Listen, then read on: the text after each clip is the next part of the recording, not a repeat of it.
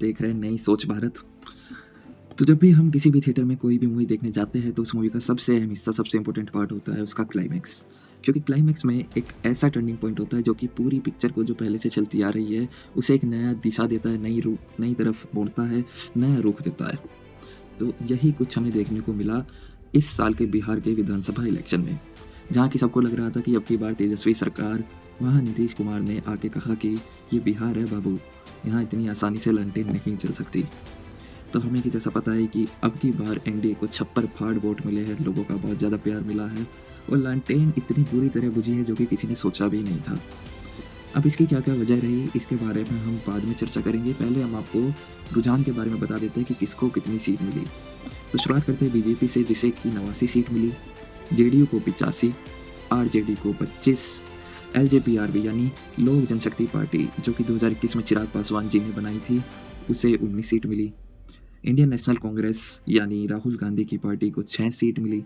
AIMIM यानी असदुद्दीन ओवैसी की party को 5 सीट मिली।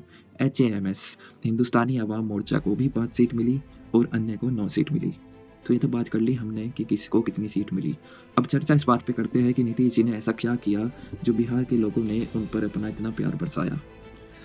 तो पहला कदम जो उन्होंने लिया वो था महिला रोजगार योजना, जिसकी घोषणा उन्होंने 25 अगस्त 2025 को की थी, जिसके तहत 26 सितंबर 2025 को 1 करोड़ 21 लाख जीविका दीदियों के खाते में 10-10 हज़ार रुपये पहुंच गए थे। तो ये चीज़ महत्वपूर्ण इसलिए है क्योंकि बिहार में कुल महिला वोटर की संख्या 3 करोड़ 51 लाख है, जिसमें से कि 1 करोड़ 34 लाख जीविका दीदी है। तो यानी लगभग 40% हिस्सा जो है वो जीविका दीदियों का है। अब ये योजना जो है बीजेपी ने लगभग 10 राज्य की विधानसभा इलेक्शन में लागू की थी, जिसमें से कि 9 राज्यों में ये पूरी तरह सफलतापूर्वक रही और लोगों ने खूब अपना भरोसा बीजेपी को दिया। तो यानी इस योजना का जो स्ट्राइक रेट है वो 90% है और जो कि काफ़ी बढ़िया बात है। अब बात करते हैं नीतीश जी की दूसरे कदम की। उन्होंने जो है जुलाई 2025 में बिहार के 1 करोड़ 67 लाख परिवारों को मुफ्त बिजली दी, जिसके लिए लोगों ने अपना प्यार, अपना भरोसा उनके साथ रखा। तो जैसा कि मोदी जी ने अपनी रैली में भी कहा था कि जब मुफ्त बिजली मिल रही है तो लालटेन का क्या ही करेंगे, तो लोगों ने उनकी बात को सीरियसली ले लिया और लालटेन को बुझा दिया। अब जो तीसरा पॉइंट यहाँ निकल कर आता है वो है जातीय समीकरण का, जो कि एनडीए ने बहुत ही अच्छी तरीके से किया, जिसमें से कि उन्होंने अपने 85 कैंडिडेट स्वर्ण रखे, 39 कैंडिडेट दलित समाज से रखे, 37 कैंडिडेट कुर्मी समाज से रखे, 29 कैंडिडेट अति पिछड़ा से, 27 वैश्य, 19 यादव, 5 मुस्लिम और 2 आदिवासी कैंडिडेट को टिकट दी। उन पर अपना भरोसा जताया और उनका भरोसा बहुत ही ज़्यादा सही निकल गया और उसका परिणाम हम आज देख ही रहे हैं कि नीतीश जी 10वीं बार मुख्यमंत्री बनने जा रहे हैं। और जातीय समीकरण पे महागठबंधन ने कुछ ऐसा खा। अब बात करते हैं अपने अगले पॉइंट की, जिसमें कि नीतीश जी ने धर्म के साथ साथ डेवलपमेंट भी बिहार में किया, जिसमें कि उन्होंने नए नए एयरपोर्ट्स बनाए, जैसे कि पटना में बना, पुणे में बना और ब्रिज बनाया गया, जानकी मंदिर बनवाया। तो इसकी वजह से भी लोगों ने अपना आशीर्वाद उनके साथ रखा। अब जो अगला पॉइंट आता है, उनके लिए ये लाइन बिल्कुल सूट करती है कि हम तो डूबेंगे सनम, तुझे भी ले डूबेंगे। और कुछ ऐसा ही हाल था प्रशांत किशोर का। 2 साल से वो पूरी मेहनत से बिहार के इलेक्शन में जुटे हुए थे, पर अंत में उन्हें एक भी सीट प्राप्त नहीं हुई। चुनाव उन्होंने लगभग पूरी सीट से, पूरे बिहार से हर सीट पे उन्होंने चुनाव लड़े, पर उनके खाते में एक भी सीट नहीं आई। और यहाँ पर जो उन्होंने सबसे महत्वपूर्ण काम किया एनडीए के लिए, वो था कि उन्होंने जेडीयू की भी वोट काट दी, यानी जेडीयू की सीट्स भी वो अपने साथ, अपनी तो मिली नहीं और जेडीयू की भी वो साथ में ले गए। डामाडोल सिस्टम रहा, जिसकी वजह से बीच में एनडीए ने उनका फ़ायदा उठा लिया। अब अगली बात करें तो वो है महागठबंधन के वादों की, जिसमें कि तेजस्वी यादव जी ने, राहुल गांधी जी ने इतने बड़े बड़े वादे कर दिए कि लोगों का उन पर भरोसा करना बहुत ज़्यादा मुश्किल हो गया। जैसे कि उन्होंने कहा था कि हम हर महिला को 30,000 रुपये देंगे, सिलेंडर 500 रुपये में देंगे, हर घर सरकारी नौकरी देंगे और 25 लाख तक का मुफ्त इलाज देंगे, 20 यूनिट फ्री बिजली देंगे।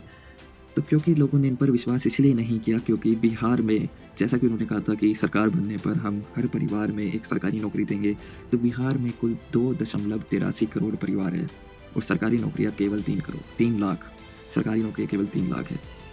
तो अब ये किसी भी एंगल से पॉसिबल नहीं है कि वो हर परिवार में एक सरकारी नौकरी दे। अपनी हैसियत से ज़्यादा बड़ा वादा उन्होंने कर दिया था, जिसकी वजह से लोगों को उन पर विश्वास नहीं बना और वो एनडीए की तरफ चले गए। और बात ये भी है कि लोगों ने ये सोचा कि क्या पता इसकी सरकार बनेगी, ये देंगे कि नहीं देंगे, पर नीतीश जी ने उन्हें मुफ्त बिजली दी, 10-10 हज़ार रुपए उनके खाते में ट्रांसफ़र किए। तो उन्हें जो सुविधा अभी सरकार में मिल रही थी, तो उससे उनका भरोसा और नीतीश नीतीश जी की तरफ बढ़ गया।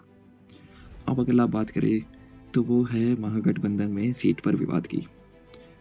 आखिरी चरण के वोटिंग तक महागठबंधन में सीटों पर विवाद रहा कि किस सीट से किस प्रत्याशी को लड़ाएँगे, कभी कोई नाराज़ रहे, कभी कोई रूठे, किसी को मनाया। ऐसा उनका चलता रहा, जिसकी वजह से चुनावी रैली भी बहुत ज़्यादा लेट हो गई। सीएम का चेहरा चुनने में भी उन्हें काफ़ी ज़्यादा देरी हो गई, जिसकी वजह से लोगों में कन्फ्यूज़न पैदा हो गया और उन्होंने सीधा रास्ता चुना एनडीए को वोट देकर। क्योंकि उनका रूठना-मनाना लगा हुआ था। रैली पे रैली कैंसल हुए जा रही थी, कभी हेलीकॉप्टर की कमी की वजह से, तो कभी मौसम की कमी की वजह से वो रैलियाँ कैंसल कर रहे थे, जिसका फ़ायदा मिला एनडीए को। और अब की बार बहुमत से भी बहुत बड़ी सीट लेकर उन्होंने जो है सरकार बना दी है। और दूसरा जो बिहार के लोगों को लगा कि अगर तेजस्वी यादव जी की सरकार आ गई, तो बिहार का हाल फिर से वैसा हो जाएगा जैसा कि लालू यादव जी के टाइम पर था, जिसे कि जंगल राज कहा गया था। तो मोदी जी ने भी इस बात पर काफ़ी ज़्यादा बयान दिया कि अगर हम तेजस्वी यादव की सरकार को चुनते हैं, तो जंगल राज बिहार में फिर से वापस आ जाएगा, शाम को घर से बाहर निकलना मुश्किल हो जाएगा। चारा घोटाला जैसा कि लालू यादव जी ने किया था, वैसे ही घोटाले बिहार में होना शुरू हो जाएँगे और ये लोग बिहार को बेच खाएँगे। अब इसका तो पता नहीं कि ये कितना सत्य है, वो ऐसा करते कि नहीं करते, पर जो भी है बिहार के लोगों ने इस बात को भी ध्यान में रखते हुए एनडीए की तरफ अपना भरोसा जताया। फिर अगली बात जो है वो है परिवारवाद की, जहाँ लालू यादव जी पे शुरू से इल्ज़ाम लगते रहे कि वो परिवारवाद करते हैं। पहले अपनी पत्नी को सीएम बनाया, फिर अब अपने बेटे को सीएम पद के लिए इलेक्शन लड़वा दिया। और वहीं अगर दूसरा हाथ पे देखा जाए नीतीश कुमार जी की बात करें, तो उन्होंने ऐसा कुछ परिवारवाद नहीं किया। वो शुरू से अपने आप इलेक्शन लड़ते आ रहे हैं, अपने परिवार को हर जगह उन्होंने इलेक्शन लड़ाने की कोशिश नहीं करी, जिसकी वजह से लोगों का भरोसा उन पे दोबारा बना। अब अगर बात अगले पॉइंट की करें, तो अगला पॉइंट ये है कि राहुल गांधी जी बिहार के इलेक्शन में रैली करने की जगह अपने हाइड्रोजन बम फोड़ते रह गए, जो कि लगभग सही भी हो सकते हैं। इस पे इलेक्शन कमीशन का कोई बयान नहीं आया, तो उन्होंने जो प्रूफ दिया उसके हिसाब से तो ये उनके जो दावे हैं वो पूरी तरीके से सही है, पर ये तो तभी पता चलेगा जब इस पर कुछ जाँच होगी। तो बात हम करते हैं अभी उनके हाइड्रोजन बम की, जहाँ पे उन्होंने कहा कि वोट चोर गद्दी छोड़ जैसे उन्होंने अपने स्लोगन्स दिए इलेक्शन में।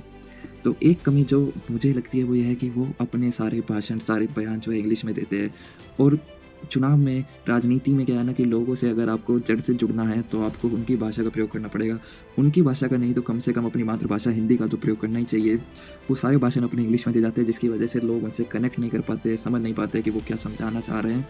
और क्योंकि मोदी जी और नीतीश जी अपने सारे भाषण हिंदी में देते हैं या लोकल लैंग्वेज में देते हैं, जिससे कि लोग उनसे अच्छे से जुड़ पाते हैं, अच्छे से कनेक्ट हो पाते हैं, समझ पाते हैं कि वो क्या कहना चाह रहे हैं।